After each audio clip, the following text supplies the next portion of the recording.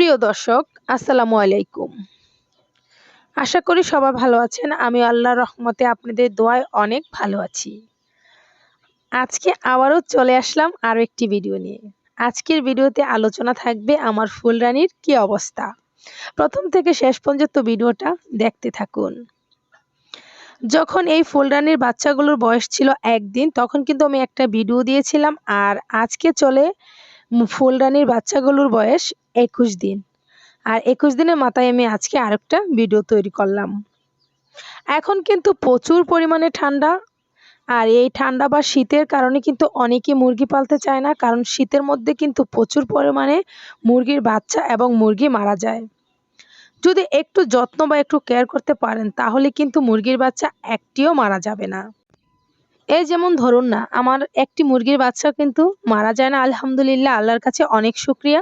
আল্লাহ আমার মুরগি এবং মুরগির বাচ্চাগুলোকে অনেক সুস্থ রাখে, তার জন্য আমি শুকরিয়া আদায় করলাম।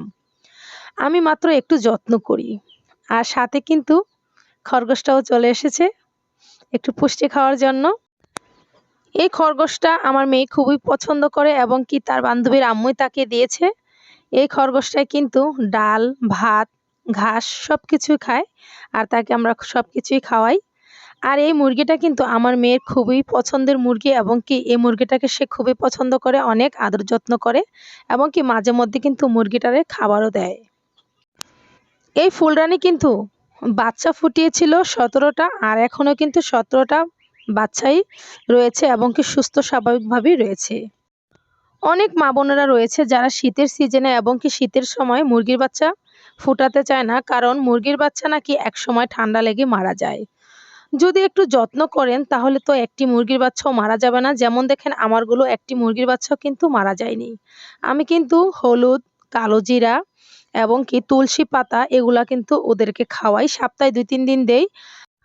আর এই শীতের মধ্যে যেই কাজটা বেশি করবেন, যাদের মুরগি রয়েছে এবং মুরগির বাচ্চা রয়েছে, আদা, রসুন এবং কি পেঁয়াজ কুচি করে খাওয়াবেন। আর আদা রসুন পেস্ট করে ভালোভাবে পানির সাথে মিশিয়ে অথবা খাবারের সাথে মিশিয়ে সপ্তাহে ২ থেকে ৩ দিন খাওয়াবেন। এতে করে কিন্তু ভালো একটা ফলাফল আসবে। আর মুরগি এবং মুরগির বাচ্চা ঠান্ডা লাগবে না। আমি কিন্তু শীতের সিজনে বেশি করে মুরগি কুচে বসাই। এতে করে কিন্তু একটি ডিমও নষ্ট হয় না, সবগুলা ডিমই ফুটে। আমার কাছে মনে হয় যে শীতের সিজনেই বাচ্চা ফোটাতে ভালো এবং কি বাচ্চার যত্ন নিতেও ভালো হয়। একটি বাচ্চাও মরবে না যদি আমার মতন লালন পালন করতে পারেন। আমি কিন্তু বেশিরভাগ মুরগি প্রাকৃতিকভাবে লালন পালন করি। যদি আমার ভিডিওটি ভালো লাগে একটি লাইক দিয়ে আমার পাশে থাকবেন।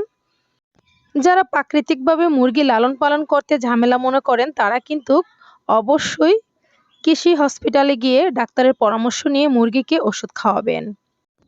মুরগির বাচ্চাগুলোর বয়স ২১ দিন হয়েছে। আমি কিন্তু এখনো ছোট ফিড খাওয়াই। আমি কিন্তু আরো ১০ থেকে ১৫ দিন এই ছোট ফিডগুলি খাওয়াবো।